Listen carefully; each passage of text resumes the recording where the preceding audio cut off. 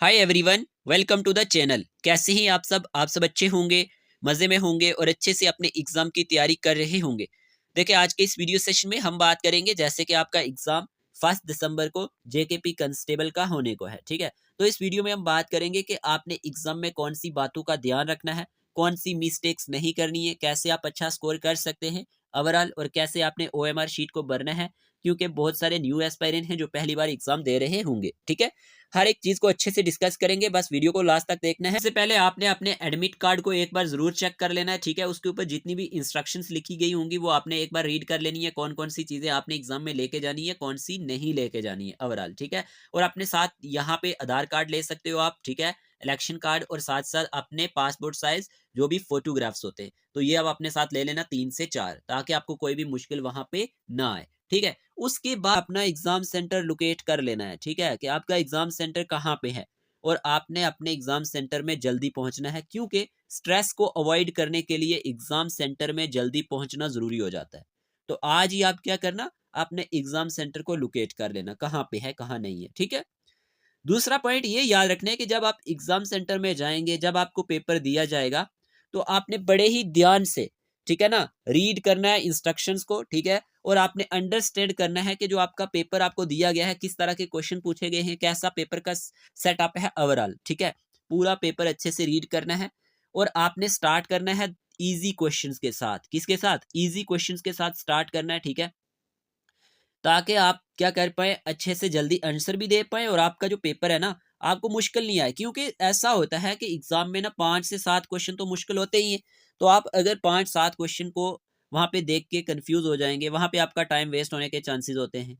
और उन 5-7 क्वेश्चन्स की वजह से आपका पूरा पेपर खराब होने के भी चांसेज़ होते हैं। इसलिए आपने क्या करना है, मार्क कर लेना है जितने भी डिफ़िकल्ट क्वेश्चन होंगे रिव्यू के लिए, ठीक है? उनको आप क्या कर लेना, मार्क कर लेना, उनको स्किप कर लेना शुरू में, ठीक है? और आप जब इजी क्वेश्चन सारे कर लेंगे, मतलब आपने सबसे पहले इंडियन जीके को लिया, फिर आपने जेएंडके जीके को किया, फिर आपने साथ-साथ कंप्यूटर सेक्शन को किया, इसी के साथ फिर आप इंग्लिश सेक्शन पे गए, तो आपने वहाँ पे देखना है कौन से क्वेश्चन मुश्किल हैं, उनको आपने मार्क कर लेना है रिव्यू के लिए।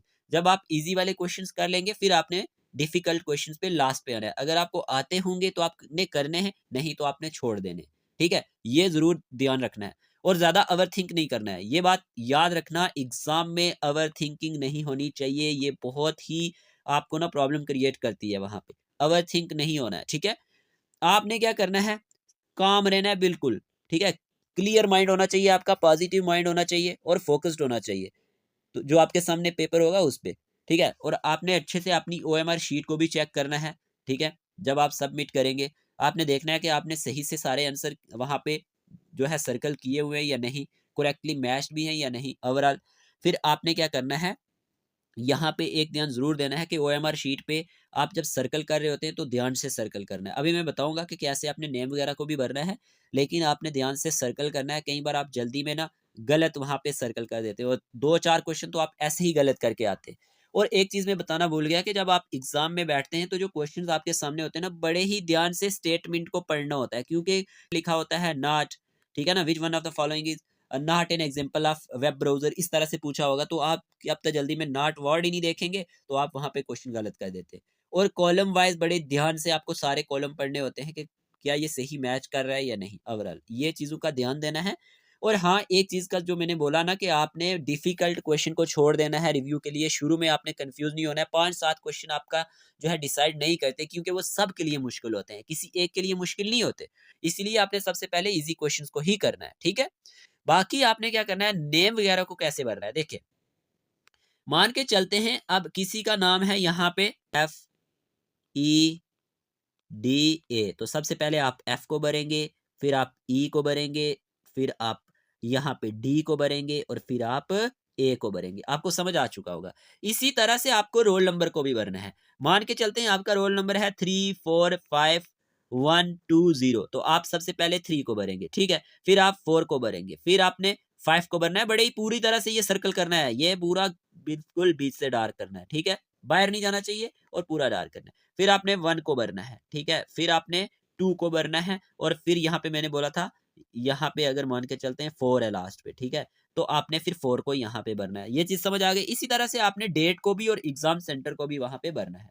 ये चीज़ें आपको समझ आई होंगी। और यहाँ पे देखें, आपको ये मालूम होना चाहिए कि अगर आप 4 क्वेश्चन गलत करते हैं, तो आपका एक सही क्वेश्चन भी गलत हो जाता है। इसीलिए मैं बोलता हूँ कि आपने डिफ़िकल्ट क्वेश्चन को छोड़ देना है, ठीक है? और देखें रॉन्ग मेथड, यहाँ पे ये रॉन्ग मेथड माना जाता है। ये वाला, ये वाला, ये वाला, ठीक है? करेक्ट मेथड क्या है? ए, बी, सी, डी, ये देखें, यहाँ पे सही से सर्कल किया हुआ है। इस तरह से आपने वहाँ पे सर्कल करना है, ठीक है? और इस तरह से आपको वहाँ पे दिए होंगे क्वेश्चन, क्वेश्चन नंबर 1 का अगर ऑप्शन नंबर बी आंसर आ रहा है, तो आपने बी को सर्कल करना है।